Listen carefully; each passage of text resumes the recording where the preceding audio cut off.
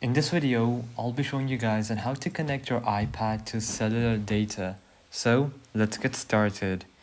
Now, the first step is to check that if your iPad even supports cellular data.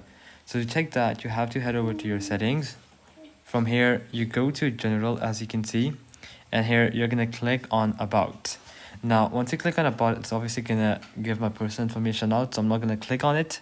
But once you click on it and you scroll down, you're gonna see a section where it says Wi-Fi address, Bluetooth, and now if with these options you see cellular somewhere, then that means that your iPad supports it.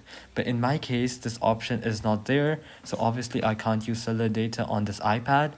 But let's say it's there, for example, then you can obviously see an option around here, Wi-Fi, Bluetooth, and you would also see cellular data.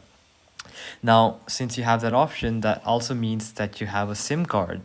Now, when you have a SIM card installed or entered into your device, then you can obviously recharge it online or in shop.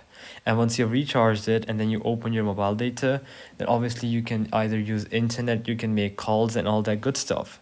So to turn it on, what you have to do is just click on the cellular data on the side section and just turn it from off to back on, and then basically you can use it for whatever you want. So alright guys, that'll be it for the video. I hope that it helped you out, and I'll be seeing you guys next time. Peace out.